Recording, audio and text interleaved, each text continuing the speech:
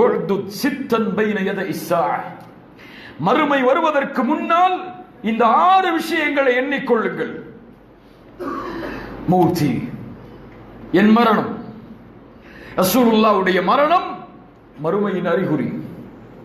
அதற்கு பிறகு அல்லாஹ்வுடைய தூதர் சொன்னார்கள், ثم فتح بيت المقدس, பைத்துல் மக்திஸ் வெற்றி கொள்ளப்படுவது. பைத்துல் மக்திஸ் வெற்றி கொள்ளப்படுவது. பைத்துல் மக்திஸ் ரசூலுல்லாஹ்வுடைய இந்த முன்னறிவிப்புக்கு பிறகு வெற்றி கொள்ளப்பட்டது. எப்போது? உமர் இப்னு கத்தாப் রাদিয়াল্লাহு அன்ஹு அவருடைய ஆட்சி காலத்தில். அதற்கு பிறகு மீண்டும் வெற்றி கொள்ளப்பட்டது ஸலாஹுத்தீன் அய்யூபியுடைய ஆட்சி காலத்தில். அதற்கு பிறகு மீண்டும் வெற்றி கொள்ளப்படும் மறுமைக்கு முன்னால்.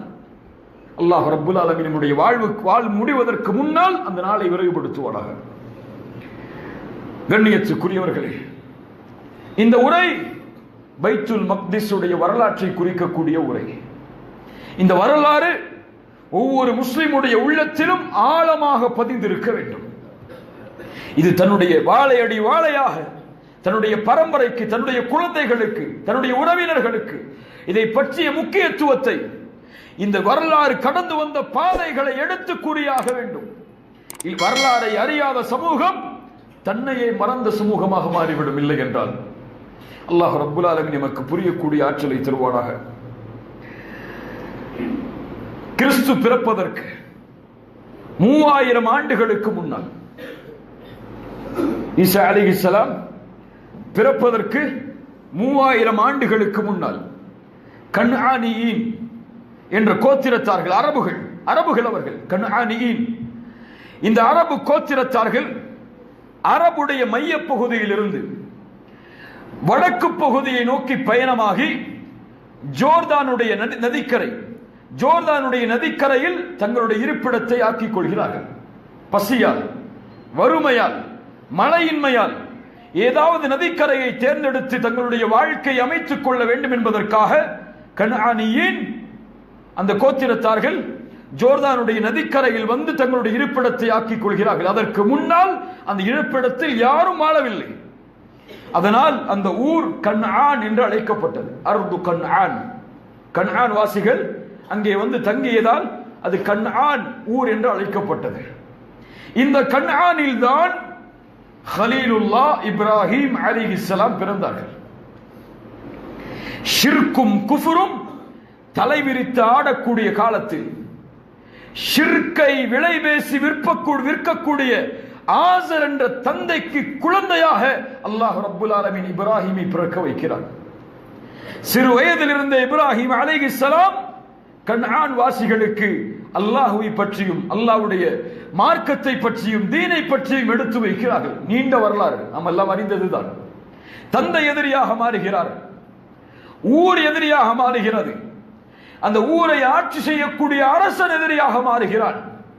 தந்தை சொன்னார்கள் இப்ராஹிம் அலைஹிஸ்ஸலாம் அவர்களை பார்த்து, கால அராகிபுன் அன்த அன் ஆலிஹத்தி யா இப்ராஹிம், என்னுடைய சிலைகளையா தெய்வங்களையா இப்ராஹிமே புறக்கணிக்கிறாய்? லஇல்லம் தன்தஹி, இதிலிருந்து நீ விலகவில்லை என்றால் லஅர்ஜுமன்னக வஹ்ஜுர்னி மலியா, உன்னை கல்லால் எறிந்து கொள்ளுவேன், என்னை விட்டு தூரமாகிவிடு. தந்தை சொல்கிறார் மகனை பார்த்து. இப்ராஹிம் அலைஹிஸ்ஸலாம் அவர்கள் சொன்னார்கள், கால ஸலாமுன் அலைக், ஸலாமுன் அலைக், உங்களுக்கு சலாம் உண்டாகட்டும், உங்களுக்காக அல்லாஹ்விடத்திலே நான் பாவ மன்னிப்பை தேடுவேன், அல்லாஹ் இரக்க குணமுடையவனாக இருக்கிறார். சொன்னார்கள், வஅதஸிலுக்கும் வமா ததுஊன மின் தூனில்லாஹ், இனிமேல் என்னால் இங்கே வாழ முடியாது, இனிமேல் என்னால் வாழ முடியாது, உங்களையும் நீங்கள் வணங்கக்கூடிய தெய்வங்களையும் நான் புறக்கணித்து செல்கிறேன். அதற்கு பிறகு இப்ராஹிம் அலைஹிஸ்ஸலாம் அவர்களுக்கும் அந்த அரசருக்கும் இடையில் வாக்குவாதம் நடந்தது. நெருப்பு குண்டம் எரிக்க வைக்கப்பட்டு இப்ராஹிம் அலைஹிஸ்ஸலாம் தூக்கி வீசப்பட்டார்கள். அங்கே அல்லாஹ் ரப்புல் ஆலமீனுடைய அற்புதம் நடந்தது. அதையும் அவர்கள் நம்பிக்கை கொள்ளவில்லை. அதற்கு பிறகு இப்ராஹிம் அலைஹிஸ்ஸலாம் அங்கே வாழ முடியாது என்று தெரிந்து கன்ஆனிலிருந்து ஷாமை நோக்கி பயணம் மேற்கொண்டார்கள். ஷாம் என்றால் என்ன? சிரியா மட்டுமல்ல, ஷாம் என்ற பிரதேசம் சிரியா என்று அழைக்கப்படுகிறது. ஆனால் Palestine, Jordan, Lebanon, Urdu, Jordan Syria, Jordan, Lebanon, Palestine, இந்த 4 பகுதிகள், இன்னும் சில பகுதிகளை உள்ளடக்கியதால் ஷாம். இப்ப இப்ராஹிம் அலைஹிஸ்ஸலாம் கன்ஆனிலிருந்து முதலாவதாக எங்கே வருகிறார்கள்? ஷாமை நோக்கி பயணம் மேற்கொள்கிறார்கள். அங்கும் வாழ முயற்சி செய்கிறார்கள், முடியவில்லை. பசி, வறுமை வாட்டுகிறது, மழை இல்லாத நிலை ஏற்படுகிறது. உடனடியாக இப்ராஹிம் அலைஹிஸ்ஸலாம் தன்னுடைய மனைவி சாரா அலைஹிஸ்ஸலாம் அவர்களை அழைத்துக் கொண்டு கன்ஆனிலிருந்து ஷாமை நோக்கி வந்தவர்கள் ஷாமிலிருந்து மிஸ்ரை நோக்கி பயணம் மேற்கொள்கிறார்கள். மிஸ்ர் என்றால் எகிப்து. எகிப்தை நோக்கி தன்னுடைய பயணத்தை மேற்கொள்கிறார்கள். எகிப்தில் நுழையும் போதுதான் சாரா அலைஹிஸ்ஸலாம் அவர்களை அல்லாஹ் சோதிக்கிறார். நிகழ்வு தெரியுமா? சாரா அலைஹிஸ்ஸலாம் அவர்களுடைய அழகை அவர்களுக்கு அந்த அரசனுக்கு தெரிவிக்கப்படுகிறது. சாரா அலைஹிஸ்ஸலாம் அவர்களிடத்திலே தவறான முறையில் அந்த அரசன் நடக்க முற்படுகிறான், தொட முயற்சி செய்கிறான். சாரா அலைஹிஸ்ஸலாம் அல்லாஹ்வை அழைக்கிறார்கள், கை செயலெடுக்கிறது. 2வது முறை சாரா அலைஹிஸ்ஸலாம் அல்லாஹ்வை அழைக்கிறார்கள். 3வது முறை, 4வது முறை சொல்லிவிட்டார் அரசன், நான் உன்னை விட்டு விடுகிறேன், எனக்கு நிலையை சரியாக்கி விடு. நீங்கள் மனித இடத்தில் உள்ள பெண்ணை அழைத்து வரவில்லை, ஷைத்தானை அழைத்து வந்திருக்கிறீர்கள். அலைஹிஸ்ஸலாம் சாரா அலைஹிஸ்ஸலாமை பற்றி அந்த அரசன் சொல்லுகிறான், இது சூனியக்கார பெண், திரும்ப இழுத்து சென்று விடுங்கள். உன்னை நான் விடுதலை செய்கிறேன், அதோடு மட்டுமல்லாமல் ஒரு பணிப்பெண்ணையும் உனக்கு கொடுக்கிறேன். யாரை கொடுத்தார்? ஹாஜரா அலைஹிஸ்ஸலாம். ஹாஜரா அலைஹிஸ்ஸலாம், ஹாஜர் அவர்களை அன்பளிப்பாக அந்த அரசன் கொடுக்கிறான் மிஸ்ரில். அதற்கு பிறகு இப்ராஹிம் அலைஹிஸ்ஸலாம் மிஸ்ரில் வாழ முடியாது என்று தெரிந்ததற்கு பிறகு சாரா அலைஹிஸ்ஸலாம் அவர்களோடும் ஹாஜர் அலைஹிஸ்ஸலாம் அவர்களோடும் மீண்டும் கன்ஆனுக்கு வருகிறார்கள். பயணம் புரிஞ்சுதா? கன்ஆனிலிருந்து ஷாம், ஷாமிலிருந்து மிஸ்ர், மிஸ்ரிலிருந்து மீண்டும் கன்ஆன் இந்த இடத்திற்கு வந்து ஹாஜர் அலைஹிஸ்ஸலாம் அவர்களை திருமணம் முடிக்கிறார்கள். அவர்கள் மூலமாக அல்லாஹ் ரப்புல் ஆலமீன் இந்த பூமியில் சிறந்த ஒரு குழந்தை அல்லாஹ் கொடுக்கிறான், இஸ்மாயில் அலைஹிஸ்ஸலாம். இஸ்மாயில் அலைஹிஸ்ஸலாம் 2வது நபியாக கன்ஆனில் பிறக்கிறார்கள். அதற்கு பிறகு குழந்தை பிறந்தவுடன் சாரா அலைஹிஸ்ஸலாம் அவர்களுக்கு கொஞ்சம் ரோஷம் வருகிறது. அவர்களுக்கு குழந்தை இல்லை. ஹாஜர் அவர்களை திருமணம் முடித்தவுடன் குழந்தை கிடைத்ததை பார்த்தவுடன் சாரா அலைஹிஸ்ஸலாம் கொஞ்சம் ரோஷப்படுகிறார்கள். அல்லாஹ் ரப்புல் ஆலமீனுடைய கட்டளையும் வருகிறது, நபியே உங்களுடைய மனைவியாகிய ஹாஜரையும் இஸ்மாயில் என்ற குழந்தையையும் நீங்கள் அழைத்து சென்று இங்கே விடுங்கள். மக்காவில் எந்த ஒரு விவசாய நிலமும் இல்லாத, எந்த மனிதர்களும் வாழாத, புற்பூண்டுகளை முளைக்காத இடத்திற்கு ஹாஜர் அலைஹிஸ்ஸலாம் அவர்களையும் இஸ்மாயில் அலைஹிஸ்ஸலாம் அவர்களையும் இப்ராஹிம் அலைஹிஸ்ஸலாம் விடுகிறார்கள். எதுவும் பேச விட்டு திரும்ப வருகிறார்கள். ஹாஜர் அலைஹிஸ்ஸலாம் கேட்டார்கள், அல்லாஹு அமரக பிஹாதா யா இப்ராஹிம், என் கணவரே இந்த கட்டளையை உங்களுக்கு கொடுத்தது அல்லாஹுவா? இப்படி தண்ணீர் இல்லாத, உணவில்லாத, எந்தவித புற்பூண்டுகளும் முளைக்காத, யாரும் இல்லாத இடத்தில் உங்களுடைய மனைவியையும் உங்களுடைய குழந்தையையும் விட்டு செல்லும்படி கட்டளையிட்டவர் அல்லாஹுவா? ஆம் என்று சொன்னார்கள். ஹாஜர் அலைஹிஸ்ஸலாம் சொன்னார்கள், அப்படி என்றால் அவன் எங்களை வீணாக்க மாட்டான், செல்லுங்கள். சுப்ஹானல்லாஹ், என்ன தவக்குல் அது, என்ன ஈமான் அது. ஹாஜர் அலைஹிஸ்ஸலாம் அவர்களையும் இஸ்மாயில் அலைஹிஸ்ஸலாம் அவர்களை விட்டு செல்லும் பொழுது இப்ராஹிம் அலைஹிஸ்ஸலாம் துஆ செய்தார்கள், ரப்பனா இன்னி அஸ்கன்து மின் ذُرِّيَّتِي بِوَادٍ, யா அல்லாஹ், என் ரப்பே, என்னுடைய சந்ததிகளை நான் இப்படிப்பட்ட பள்ளத்தாக்கில் விட்டு செல்கிறேன். غَيْرِ ذِي زَرْعٍ, அங்கே எந்த விவசாய நிலங்களும் இல்லை. இந்த பைத்திகல் முஹர்ரம், உன்னுடைய கண்ணியப்படுத்தப்பட்ட இல்லத்தின் அருகில். பைத்துல் ஹராம் அங்கே இருந்துச்சா? மக்கா கஅபா இருந்துச்சா? எப்படி தெரியும்? இப்ராஹிம் அலைஹிஸ்ஸலாம் அவர்களுக்கு அல்லாஹ் அறிவித்து கொடுத்திருக்கலாம். அல்லாஹ் ரப்புல் ஆலமீன் ஞானத்தை, இப்படி வரப்போகிறது என்ற ஞானத்தை கொடுத்திருக்கலாம். சொன்னார்கள், இந்த பைத்தின் அருகில் ரப்பனா லியுகீமுஸ் ஸலாஹ், அவர்களை தொழுகையை நிலைநாட்டக்கூடியவர்களாக நீ ஆக்கு யா அல்லாஹ். சுப்ஹானல்லாஹ், குடும்பத்தை விட்டு செல்லக்கூடிய நேரத்தில் இப்ராஹிம் அலைஹிஸ்ஸலாம் அல்லாஹ்விடத்தில் எதை கேட்கிறார்கள்? ரப்பனா லியுகீமுஸ் ஸலாத், அவர்கள் தொழுகை நிலைநாட்டுவதற்காக யா அல்லாஹ் உலக மக்களின் பார்வையை, உள்ளத்தை அவர்களை நோக்கி திருப்பி விடு யா அல்லாஹ். வர்ஸுக்ஹும் மினஸ் ஸமராத்தி லஅல்லஹும் யஷ்குரூன், நீ உனக்கு அவர்கள் நன்றி உள்ளவர்களாக வாழ வேண்டும் என்பதற்காக உன்னுடைய அருள்கொடையில் இருந்து அவர்களுக்கு ரிஸ்கை அலியா அல்லாஹ் என்று கேட்டார்கள். இப்ப இப்ராஹிம் அலைஹிஸ்ஸலாம் கனானுக்கு மீண்டும் திரும்புகிறார்கள். மக்காவில் அவர்களை விட்டுவிட்டு பல ஆண்டுகளுக்கு பிறகு மீண்டும் இப்ராஹிம் அலைஹிஸ்ஸலாம் மக்காவிற்கு வருகிறார்கள். கனவை செயல்படுத்துவதற்காக கனவை சொல்லுகிறார்கள் மகனிடத்திலே. மகன் சொன்னார்கள், என் தந்தையே, அல்லாஹ் எதை கட்டளையிட்டானோ எனக்கு அதை செயல்படுத்துங்கள். இஃப்அல் மா துமர், எதை அல்லாஹ் கட்டளையிட்டானோ செயல்படுத்துங்கள். நடந்த நிகழ்வு நமக்கெல்லாம் தெரியும். அதற்கு பிறகு இப்ராஹிம் அலைஹிஸ்ஸலாம் அவர்களுக்கு அல்லாஹ் கட்டளையிட்டான், இந்த பூமியில் மீண்டும் மஸ்ஜிதுல் ஹராமை எழுப்புங்கள். அல்லாஹ்வுடைய முதல் இல்லம் எழுப்பப்படுகிறது. இஸ்மாயில் அலைஹிஸ்ஸலாம் இப்ராஹிம் அலைஹிஸ்ஸலாம் அவர்கள் மூலமாக அல்லாஹ் ரப்புல் ஆலமீன் சொல்கிறார், வஇத் யர்ஃபஉ இப்ராஹீமுல் கவாயித மினல் பைத்தி வ இஸ்மாயில் ரப்பனா தகப்பல் மின்னா. அந்த கவாயிதை அவர்கள் மஸ்ஜிதுல் ஹராமுடைய அந்த அடித்தளத்தை அவர்கள் உயர்த்தியதற்கு பிறகு அல்லாஹ்விடத்தில் இருவரும் சொன்னார்கள், யா அல்லாஹ், இந்த அமலை நீ ஏற்றுக்கொள் யா அல்லாஹ். நீ கொடுத்த கட்டளை இருந்தாலும் இதை செய்தோம், இந்த அமலை நீ ஏற்றுக்கொள் யா அல்லாஹ் என்று அல்லாஹ்விடத்திலே பிரார்த்தனை செய்தார்கள். இப்ராஹிம் அலைஹிஸ்ஸலாத்து வஸ்ஸலாம் அல்லாஹ்வுடைய கட்டளையை கொண்டு முதல் இல்லத்தை இந்த பூமியில் அமைத்தார்கள். மறுபடியும் கன்ஆனுக்கு இப்ராஹிம் அலைஹிஸ்ஸலாம் திரும்பி வந்தவுடன் அமைத்தார்கள் மஸ்ஜிதுல் அக்ஸா. மஸ்ஜிதுல் அக்ஸாவை அமைத்தவர் யார் என்று படித்தோம் இதுவரை. மஸ்ஜிதுல் அக்ஸா யாரால் கட்டப்பட்டது? இப்ராஹிம் அலைஹிஸ்ஸலாம் கட்டினார்கள். யார் சொன்னது? ரசூலுல்லாஹி ஸல்லல்லாஹு அலைஹி வஸல்லம் சொன்னார்கள்.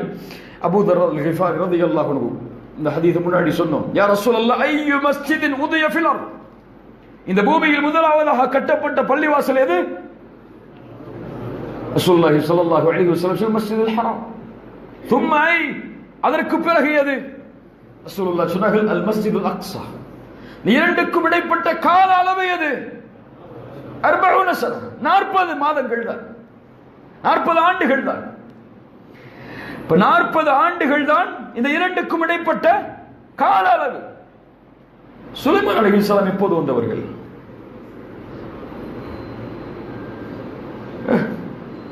மூசா அலைஹிஸ்ஸலாம், இஸ்ஹாக், யாக்கூப் அவர்களுடைய சந்ததியில் வந்த மூசா அலைஹிஸ்ஸலாம், இவர்களுக்கும் தாவூதின் மகன் சுலைமான் அவர்களுக்கும் இடைப்பட்ட கால அளவு 1000 ஆண்டுகள். இவர்களுக்கு பின்னால் வந்த மூசா அலைஹிஸ்ஸலாம் அவர்களுக்கும் தாவூதின் மகன் சுலைமான் அலைஹிஸ்ஸலாம் அவர்களுக்கும் உள்ள கால அளவு என்ன? இப்னு கஸீர் ரஹிமஹுல்லாஹ் சொல்கிறார்கள் 1000 ஆண்டுகள் இடைவெளி உள்ளது. இப்ப 40 ஆண்டுகளில் எப்படி சுலைமான் அலைஹிஸ்ஸலாம் வந்திருக்க முடியும்? இப்னு தைமியா ரஹிமஹுல்லாஹ் அதனால் தான் சொன்னார்கள், மஸ்ஜிதுல் அக்ஸாவை முதலாக இந்த பூமியில் நிறுவியவர் இப்ராஹிம் அலைஹிஸ்ஸலாம். அதற்கு பிறகு மீண்டும் அதை புதுப்பித்து ஒரு பெரிய கட்டிடமாக, பினா அதீமன், பெரிய கட்டிடமாக கட்டியது சுலைமான் அலைஹிஸ்ஸலாம்.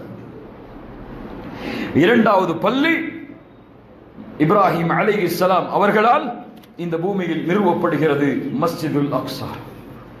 மஸ்ஜிதுல் அக்ஸாவை கட்டியதற்கு பிறகு இப்ராஹிம் அலைஹிஸ்ஸலாம் கன்ஆனியின், அந்த கன்ஆன் வாசிகளோடு தங்களுடைய காலத்தை நிம்மதியோடும் பாதுகாப்போடும் தன்னுடைய வாழ்நாளை கழிக்கிறார்கள். எதுவரை அல்லாஹ் ரப்புல் ஆலமீன் இந்த நிலுவையை கொடுக்கிறான் என்றால் யூசுப் அலைஹிஸ்ஸலாம் அவர்கள் வரை, யூசுப் அலைஹிஸ்ஸலாம் அவர்கள் வரை வந்த நபிமார்கள் எல்லோரும் கன்ஆனில் பிறந்தவர்கள். யூசுப் அலைஹிஸ்ஸலாம் அவர்கள்தான் மறுபடியும் அந்த ஊரை விட்டு பயணம் மேற்கொள்கிறார்கள். எப்படி பயணம் மேற்கொண்டார்கள்? யூசுப் அலைஹிஸ்ஸலாமுடைய சகோதரர்கள் அவர்களை கிணற்றில் வீசினார்கள். அங்கே வந்த வியாபார கூட்டம் அவர்களை கிணற்றில் இருந்து எடுத்து எங்கே நோக்கி அழைத்து சென்றது? மிஸ்ரை நோக்கி அழைத்து சென்றது. மீண்டும் மிஸ்ரை நோக்கி அழைத்து சென்று அங்கே நடந்த பிரச்சனைகள் எல்லாம் தெரியும் யூசுப் அலைஹிஸ்ஸலாம் அவர்களுக்கு. அதற்கு பிறகு யூசுப் அலைஹிஸ்ஸலாம் அவர்களை சகோதரர்கள் எங்கிருந்து தேடி வருகிறார்கள்? கன்ஆனில் இருந்து மிஸ்ரை நோக்கி தேடி வருகிறார்கள். கடைசியில் அங்கே ஒரு பிரச்சனை நடக்கிறது. அதற்கு பிறகு யூசுப் அலைஹிஸ்ஸலாம் எல்லோரையும் இங்கே வரும்படி கூறுகிறார்கள், மிஸ்ரை நோக்கி வரும்படி கூறுகிறார்கள். அதற்கு பிறகு அந்த பனி இஸ்ரவேலர்கள், யாக்கூபின் சந்ததிகள், அந்த 12 குழந்தைகள் பின்யாமின் அவர்களோடு சேர்த்து எல்லோரும் கன்ஆனிலிருந்து கிளம்பி மிஸ்ரில் மறுபடியும் தஞ்சம் அடைகிறார்கள். இப்ப கன்ஆனில் மறுபடியும் எந்த நபியும் இல்லை. இந்த பயணம் எதுவரை தொடர்கிறது? மூசா அலைஹிஸ்ஸலாம் வரை. மூசா அலைஹிஸ்ஸலாம் எங்கே பிறந்தவர்கள்? மிஸ்ரில். ஃபிரௌன் எங்கே ஆட்சி செய்தான்? எகிப்தில். அந்த இடத்தில் மூசா அலைஹிஸ்ஸலாம் பிறக்கிறார்கள், அங்கே வளர்கிறார்கள். மூசா அலைஹிஸ்ஸலாம் ஃபிரௌனிடமிருந்து வெற்றி அடைந்து மறுபடியும் பயணம் மேற்கொள்கிறார்கள். எங்கே நோக்கி? எங்கே நோக்கி? கன்ஆனை நோக்கி, பிலஸ்தீனுடைய பகுதியை நோக்கி, பைத்துல் மக்திஸை நோக்கி. அல்லாஹ் ரப்பல் ஆலமீன் இந்த மாற்றத்தை ஏற்படுத்தி கொண்டே இருப்பான். ஏன்? அது முஸ்லிம்களுடைய பூமி, அது நபிமார்களுடைய பூமி. அங்கே அல்லாஹ் முஃமின்களுக்கு நிலையான இடத்தை தரவில்லை என்றாலும் அல்லாஹ் ரப்பல் ஆலமீன் காலத்தை மாற்றிக்கொண்டே இருப்பான். மீண்டும் மீண்டும் மீண்டும் அல்லாஹ்வுடைய உதவியோடு முஸ்லிம்கள் அங்கே குடிபெறுவார்கள். இதைத்தான் வரலாறு எமக்கு சொல்கிறது. மூசா அலைஹிஸ்ஸலாம் பனி இஸ்ரவேலர்களை அழைத்துக் கொண்டு பைத்துல் முகத்தஸ், பைத்துல் மக்திஸ் அமைந்திருக்கக்கூடிய அந்த அருளுல் முகத்தஸாவில் நுழைய போகிறார்கள். நுழையக்கூடிய நேரத்தில் சொன்னார்கள் தன்னுடைய சமூகத்தை பார்த்து, யா கௌம் உத்குலுல் அர்தல் முகத்தஸா, இந்த அர்துல் முகத்தஸாவில் நுழையுங்கள் கூட்டமே. பனி இஸ்ரவேலர்கள் அவர்கள், அல்லாஹ் இதைத்தான் உங்களுக்கு விதித்திருக்கிறான். ஒருபோதும் இதிலிருந்து உங்களுடைய பாதங்களை பின்னோக்கி வைத்து விடாதீர்கள், நஷ்டவாளிகளாக மாறிவிடுவீர்கள். அப்போது சொன்னார்கள் பனி இஸ்ரவேலர்கள், காலு யா மூசா இன்ன ஃபீஹா கௌமன் ஜப்பாரீன், பலமுள்ள ஒரு கூட்டம் உள்ள இருக்கிறது மூசா, அவர்களாக வெளியேறாதவரை நாங்கள் உள்ளே நுழைய மாட்டோம். அவர்களாக வெளியே வந்தாதான் நாங்கள் உள்ள போவோம். போய் எங்களால் போராடலாம் முடியாது. அவர்களோடு சண்டையிட எங்களுக்கு சக்தி இல்லை. அவர்கள் வெளியே வரட்டும், நாங்கள் உள்ளே நுழைகிறோம். அவ்வளவு பெரிய யூதர்களுடைய கூட்டத்திலும் பனி இஸ்ரவேலர்களுடைய கூட்டத்திலும் 2 பேர் தான் மூசா அலைஹிஸ்ஸலாமுக்கு சப்போர்ட் பண்ணாங்க. உள்ள போவோம். யாரு சப்போர்ட் பண்ணல? சொன்னார்கள், மூசா நீயும் உன் ரப்பும் சென்று போராடுங்கள், நாங்கள் காத்திருக்கிறோம். பனி இஸ்ரவேலர்கள் சொன்னார்கள், நீங்களும் உங்களுடைய ரப்பும் சென்று போராடுங்கள், நாங்கள் காத்திருக்கிறோம், என்ன நடக்கிறது என்று பார்க்கிறோம். அல்லாஹ் ரப்புல் ஆலமீனிடத்திலே முறையிட்டார்கள், யா அல்லாஹ், ஞானும் ஹாரூன் அலைஹிஸ்ஸலாம் 2 பேருக்கும் நான் பொறுப்பு, ஆனால் இவர்களுக்கு நான் பொறுப்பில்லை. அல்லாஹ் ரப்புல் ஆலமீன் தண்டனையை பொதுவாக்கினான். மூசா அலைஹிஸ்ஸலாம் அவர்களும் அந்த பனி இஸ்ரவேலர்களும் பைத்துல் மக்திஸ் அமைந்திருக்கக்கூடிய அருளுல் முகத்தஸாவில் நுழைய முடியாமல் 40 ஆண்டுகள் அல்லாஹ் தடை செய்தான். அவர்கள் அந்த இடத்திலே சுற்றி திரிந்தார்கள், உள்ளே நுழைய முடியவில்லை. அல்லாஹ் தண்டனையாக கொடுத்தான் பனி இஸ்ரவேலர்களுக்கு. அதை மூசா அலைஹிஸ்ஸலாம் தன்னுடைய உயிர் இந்த பூமியில் இருந்து பிரிய போகும் வரை அந்த பூமியில் நுழையவில்லை. ஆனால் தன் உயிர் பிரிவதற்கு முன்னால் அந்த அர்துல் முகத்தஸாவில் நுழைய வேண்டும் என்று மூசா அலைஹிஸ்ஸலாம் விரும்பினார்கள். மௌத்துடைய நேரம் வருகிறது. மலக்குல் மௌத் உயிரை கைப்பற்றுவதற்காக மூசா அலைஹிஸ்ஸலாம் இடத்திலே வருகிறார்கள்.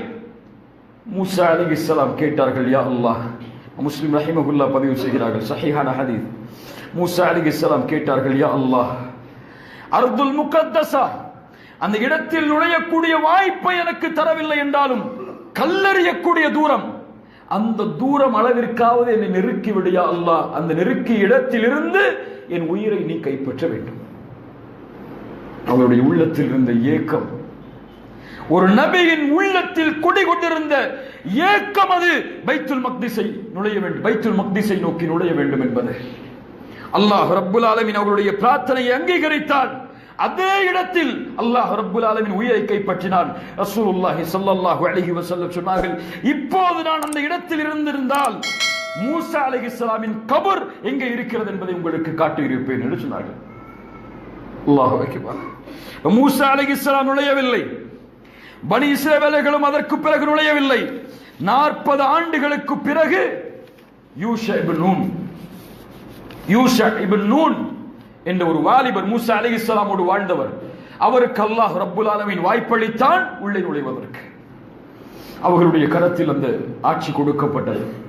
அதற்கு பிறகு ஜாலூத் மிகப்பெரிய நேர்மையான ஆட்சியாளர், தாலூத்தை எதிர்த்தவர். தாலூத் நேர்மையான ஆட்சியாளர், ஜாலூத்தை எதிர்த்தவர்.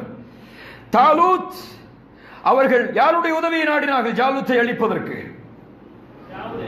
தாவூத் அலைஹிஸ்ஸலாம். தாவூத் அலைஹிஸ்ஸலாம் நுழைகிறார்கள். நுழைந்து ஜாலூத்துடைய படையில் தாலூத்துடைய படையில் இருந்து ஜாலூத்தை தோற்கடித்து பைத்துல் மக்தஸில் மறுபடியும் ஒரு நபியாக ஆட்சிக்கு பொறுப்பேற்கிறார்கள். தாவூத் அலைஹிஸ்ஸலாம். அதற்கு பிறகு தாவூத் அலைஹிஸ்ஸலாம் அவர்களுக்கு யார் பிறக்கிறார்கள் குழந்தையாக? யார்? சுலைமான் அலைஹிஸ்ஸலாம். சுலைமான் அலைஹிஸ்ஸலாம் அவர்களுடைய ஆட்சி காலத்தில் அவர்களிடத்திலே அந்த பைத்துல் மக்திஸுடைய முழுமையான ஆட்சி இருந்தது. அல்லாஹ் எல்லாவற்றையும் வசப்படுத்தி கொடுத்திருந்தார். பைத்துல் மக்திஸை அல்லாஹ் அவர்கள் கட்டினார்கள். ஜின்களுடைய அவர்களுடைய அல்லாஹ் கொடுத்த அவர்களுக்கு இருந்த சக்தியை கொண்டு பைத்துல் மக்திஸ் கட்டியதற்கு பிறகு சுலைமான் அலைஹிஸ்ஸலாம் அல்லாஹ்விடத்திலே 3 துஆ செய்தார்கள். நஸாயி என்ற கிரந்தத்திலே பதிவு செய்யப்படுகிற ஷேக் அல்பானி ரஹிமஹுல்லாஹ் இந்த ஹதீஸுக்கு ஸஹீஹுடைய தரம் கொடுக்கிறார்கள். சுலைமான் அலைஹிஸ்ஸலாம் பைத்துல் மக்திஸை கட்டியதற்கு பிறகு 3 பிரார்த்தனையை முன்வைத்தார்கள். முதல் பிரார்த்தனை, யா அல்லாஹ், என் ஆட்சி என் சட்டம் உன்னுடைய சட்டத்தை ஒப்பாக இருக்க வேண்டும். என்னுடைய தீர்ப்பு உன்னுடைய தீர்ப்புக்கு ஒப்பான தீர்ப்பாக அமைய வேண்டும். இரண்டாவது, யா அல்லாஹ், எனக்கு கொடுத்த ஆட்சியை போன்று இந்த பூமியில் எவருக்கும் நீ ஆட்சியை கொடுக்க கூடாது.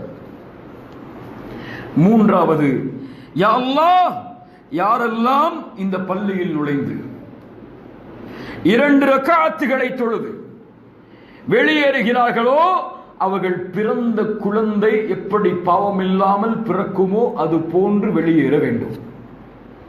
அல்லாஹ் அந்த துஆவை அங்கீகரித்தார். பைத்துல் மக்திஸில் தக்பீர் கட்டி 2 ரக்அத் தொழுதால் அவர் வெளியேறுவார். பிறந்த குழந்தை எப்படி பாவம் இல்லாமல் இருக்குமோ அது போன்று. இப்னு உமர் ரலியல்லாஹு அன்ஹுமா, உமர் அவர்களுடைய மகன், மதீனாவிலிருந்து இந்த ஒரு ஹதீஸை நிறைவேற்றுவதற்காக பைத்துல் மக்திஸில் சென்று 2 ரக்அத் தொழுவார்கள். அங்கே சென்று தண்ணீர் கூட அருந்த மாட்டார்கள். ஏன்? இந்த நோக்கத்துக்காக தவிர, இந்த 2 ரக்அத்துடைய நோக்கத்துக்காக தவிர வேற எதுக்காகவும் நான் வரலன்னு நிரூபிக்கிறதுக்காக தண்ணி கூட குடிக்க மாட்டாங்க. ரசூலுல்லாஹி ஸல்லல்லாஹு அலைஹி வஸல்லம் அவர்களுடைய நபித்தோழர். அதற்கு பிறகு காலங்கள் உருண்டோடியது. சுலைமான் அலைஹிஸ்ஸலாம் அவர்களுக்கு பிறகு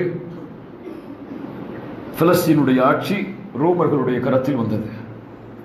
ரோமர்களுடைய ஆட்சி காலம்தான் ரசூலுல்லாஹி ஸல்லல்லாஹு அலைஹி வஸல்லம் அவர்கள் பூமியில் பிறந்ததற்கு பிறகும் பைத்துல் மக்திஸ் அமைந்திருக்கக்கூடிய அந்த பகுதியில் இருந்தது. ரசூலுல்லாஹி ஸல்லல்லாஹு அலைஹி வஸல்லம் அவர்களுடைய வாழ்நாள் வரை அல்லாஹ்வுடைய தூதர் எந்த ஒரு நடவடிக்கையும், போருடைய நடவடிக்கைகளை நேரடியாக அல்லாஹ்வுடைய தூதர் பைத்துல் மக்திஸை நோக்கி மேற்கொள்ளவில்லை. அல்லாஹ்வுடைய கட்டளை அவர்களுக்கு இல்லை. அதனால் ரசூலுல்லாஹி ஸல்லல்லாஹு அலைஹி வஸல்லமுடைய மரணத்திற்கு பிறகு உமர் இப்னுல் கத்தாப் ரலியல்லாஹு அன்ஹு அவர்களுடைய தலைமையில், அவர்களுடைய கட்டளையில் அபூ உபைதா ரலியல்லாஹு அன்ஹு பைத்துல் மக்திஸை மீண்டும் வெற்றி கொடுக்கிறார்கள். எர்முக்குடைய யுத்தம் முடிகிறது. அந்த அரசன் சொல்லிவிட்டால் பைத்துல் மக்திஸ் உங்களிடத்திலே ஒப்படைக்கப்படும். ஒரு நிபந்தனை, அமீருல் முஃமினீன் இங்கே வர வேண்டும். யார் அமீருல் முஃமினீன்? உமர் இங்கே வர வேண்டும். உமர் இங்கே வந்தால் அவருடைய கரத்தில் சாவியை கொடுக்கிறோம், ஆட்சியை ஒப்படைக்கிறோம். ரத்தங்கள் வீழவில்லை.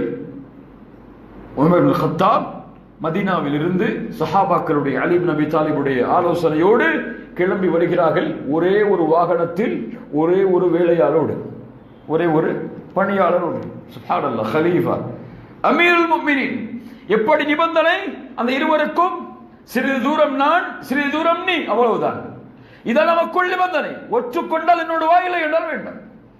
இருவரும் சம்மதிக்கிறார்கள். பாதி தூரம் உமர், பாதி தூரம் அவருடைய வேலையாளர். பலஸ்தீனுக்கு நுழையக்கூடிய வேலை ஹிர்கல் அரசன் பலஸ்தீனை ஆட்சி செய்து கொண்டிருப்பவன் மிகப்பெரிய விரிப்புகளோடு மாலைகளோடு உமரை வரவேற்பதற்காக காத்துக் கொண்டிருக்கிறார்.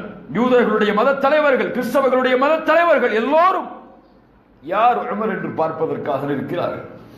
ஆனால் நுழையக்கூடிய வேளையில் மேலே வரக்கூடிய வாய்ப்பு யாருக்கு தான்? வேலையாளுக்கு. வேலையாள் சொன்னார், உமரே உங்களை எதிர்பார்க்கிறார்கள், நீங்க தான் மேல. உமர் கீழே தான். 16 ஒட்டுகளுடைய ஆடைகளோடு சேரும் சகதியும் மண்ணில் படிந்து ஒரு கலீஃபா, ஒரு நாட்டை கைப்பற்றக்கூடிய முஸ்லிம்களுடைய இறை இல்லத்தை கைப்பற்றுவதற்காக உள்ளே நுழைகிறார். அபூ உபைதா ரலியல்லாஹு அன்ஹு ஓடி வருகிறார். யா உமர், யா உமர், இந்த மக்கள் உம்மை இப்படி பார்க்க விரும்பவில்லை உமரே. இதோ ஆடை தருகிறேன், இதோ காலணி தருகிறேன், மாற்றிக்கொண்டு உள்ளே வாருங்கள், மேலே ஏறுங்கள் உமரே வாகனத்தில். மக்கள் அவரை உமராக, உங்களை பணியாளாக நினைக்கக்கூடும். உமர் இப்னு கத்தாப் ரலியல்லாஹு அன்ஹு அவர்கள் சொன்னார்கள், அபூ உபைதாவை பார்த்து, யா அபா உபைதா, உன்னை தவிர வேறு யாராவது இதை சொல்லியிருந்தால் நடந்திருப்பது வேறு. சொன்னார்கள், தங்கத்தில் எழுதக்கூடிய வார்த்தைகளை, யா அபூ உபைதா, இழிவானவர்களாக வாழ்ந்த எமக்கு அல்லாஹ் இஸ்லாமை கொண்டு கண்ணியத்தை கொடுத்தான். எவன் ஒருவன் இஸ்லாம் அல்லாத வேறு வழிகளில் கண்ணியத்தை தேடுவானோ அவன் இழிவைத்தான் அடைவான். ஆட்சியில் கண்ணியம் இல்லை, அல்லாஹ் உணர்ந்துங்க. ஆட்சியில் கண்ணியம் இல்லை, அதிகாரத்தில் கண்ணியம் இல்லை, செல்வத்தில் கண்ணியம் இல்லை, பதவியில் கண்ணியம் இல்லை. கண்ணியம் ஒரு முஸ்லிமுக்கு ஈமானை பின்பற்றுவதுதான். ஆனா இன்னைக்கு ஈமான் இஸ்லாம் எல்லாம் அவங்களுக்கு வேற. அவங்களுக்கு தேவை ஆட்சி பதவி, அவங்களுக்கு தேவை மரியாதை கண்ணியம். அதற்காக எதை இழக்க வேண்டுமானாலும் இழக்க தயார். உமர் இப்னு கத்தாப் ரலியல்லாஹு அன்ஹு அவர்கள் சொல்லிவிட்டு உள்ளே நுழைகிறார்கள். பைத்துல் மக்திஸுடைய சாவி அவர்களுடைய கரத்தில் ஒப்படைக்கப்படுகிறது. இல்லத்தில் சென்று எல்லாவற்றையும் சுத்தப்படுத்துகிறார்கள். சில நிகழ்வுகள் நடக்கிறது அங்கே. அதற்கு பிறகு அதான் சொல்லுமாறு பணிக்கப்படுகிறது. அதான் யார் சொல்வது? யார் சொல்வது அதானே? எங்கே பிலால்? அழைத்து வாருங்கள் பிலாலை. பிலால் வருகிறார். ரசூலுல்லாஹ்வுடைய மரணத்திற்கு பிறகு பிலால் தான் சொன்னதில்லை, சொல்ல முடியாது பிலால் ரலியல்லாஹு அன்ஹு. உமர் அவர்கள் கேட்டார்கள், பிலால் உங்களுடைய அதானை எதிர்பார்க்கிறோம். மஸ்ஜிதுல் அக்ஸாவில் ரசூலுல்லாஹ்வுடைய காலத்திற்கு பிறகு முதலாக அதான் ஒழிக்கப்படுகிறது.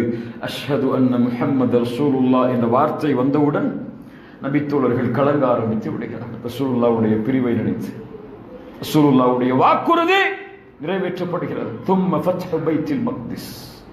என் மரணத்திற்கு பிறகு இரண்டாவது நடக்கக்கூடிய மிகப்பெரிய முஸ்லிம்களுக்கு அல்லாஹ் செய்யக்கூடிய உதவி, பைத்துல் மக்திஸ் வெற்றி கொள்ளப்படும்.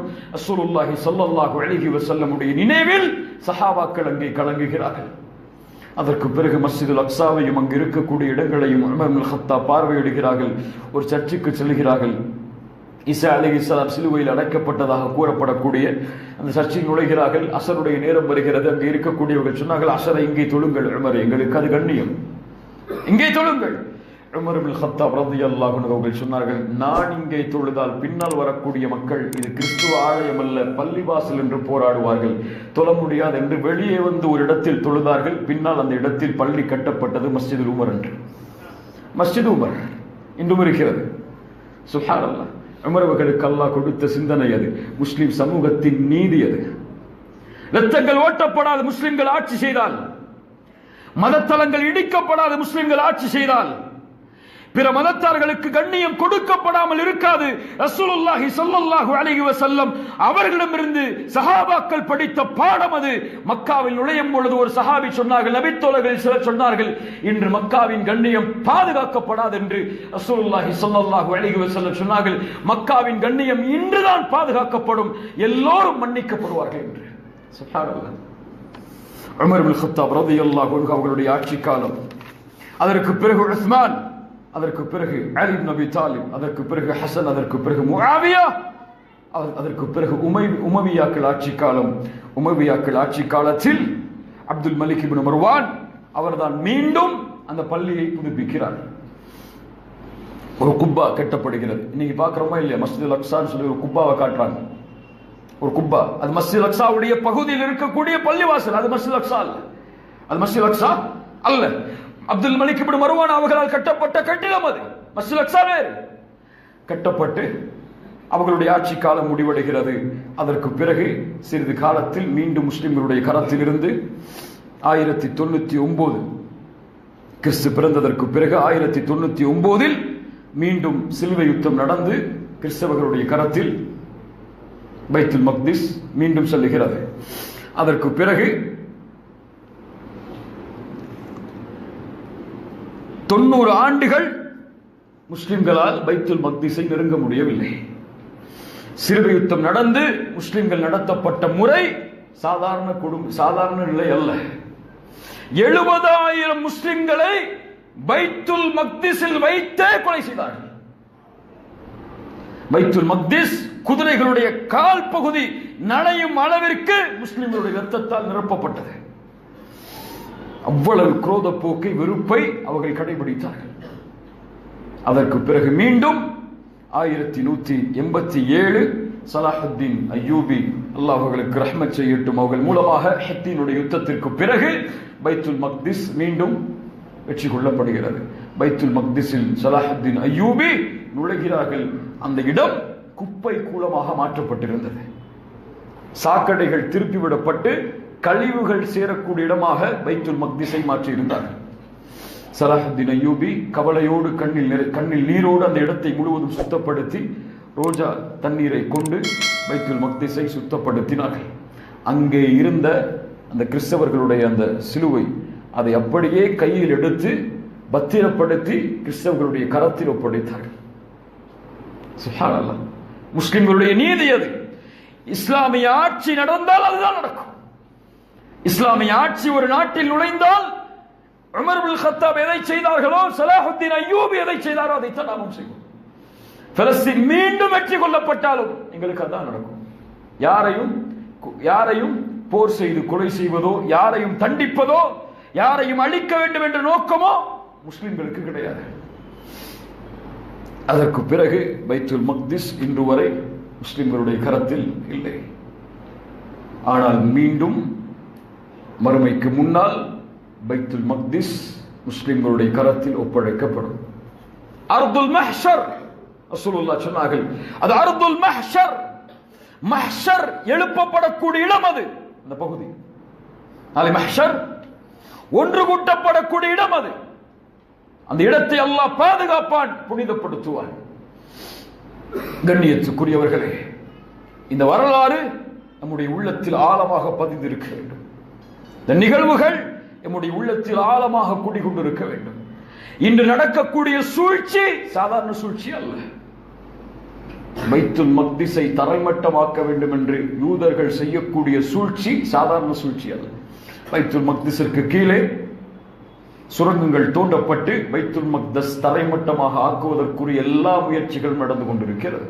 அவர்களுடைய ஒரே குறிக்கோள் சுலைமான் அவர்களை வணங்கக்கூடிய ஒரு இருப்பிடத்தை, ஒரு ஹைக்கல் என்ற ஒரு கோயிலை அங்கே கட்டுவதுதான். பைத்துல் மக்திஸை எடுத்து வெளிப்படையாக அறிவித்து விட்டார்கள். அது நடக்கும் வரை அவர்கள் திருப்தி அடைய மாட்டார்கள். அதற்கான போராட்டம் தான் இன்று முஸ்லிம்கள் செய்யக்கூடிய பலஸ்தீன் வாசிகள் அல்லது அவர்களோடு சேர்ந்து முஸ்லிம்கள் போராடக்கூடிய காட்சிகள். நிறைய அதனுடைய நிகழ்வுகள் எல்லாம் உங்களுக்கு தெரிந்திருக்கலாம். அங்கே எல்லோரும் செல்ல முடியாது. ஜும்ஆவிற்கு எல்லோரும் கலந்து கொள்ள முடியாது. ஒவ்வொரு நேரத்திற்கு பெண்கள், ஒவ்வொரு நேரத்திற்கு ஆண்கள் என்று ஒவ்வொருவரும் தனித்தனியாகத்தான் நுழைய முடியும். யூதர்கள் பாதுகாப்போடு உள்ளே நுழைவார்கள், நடக்கிறது என்று தெரியாது, எதை சேதப்படுத்துகிறார்கள் என்று தெரியாது. அவர்களுடைய ஒட்டுமொத்த நோக்கமும் பைத்துல் மக்திஸ் தரையோடு தரையாக மாற வேண்டும், தங்களுடைய வணங்குமிடம் அங்கே வர வேண்டும் என்பதுதான். அதற்கான எல்லா முயற்சிகளையும் எல்லா வழியிலும் செய்வார்கள். அதிலிருந்து இந்த சமூகம் அல்லாஹுடைய உதவியை அந்த வாசிகளுக்கும் அங்கே வாழக்கூடிய மக்களுக்கும் கொண்டு வர வேண்டும் என்றால் தன்னை அந்த சமூகம் மாற்றிக்கொண்டிருக்க வேண்டும். அப்போதுதான் அல்லாஹுடைய உதவியை அந்த சமூகத்திற்கு நம்மால் கொண்டு வர முடியும்.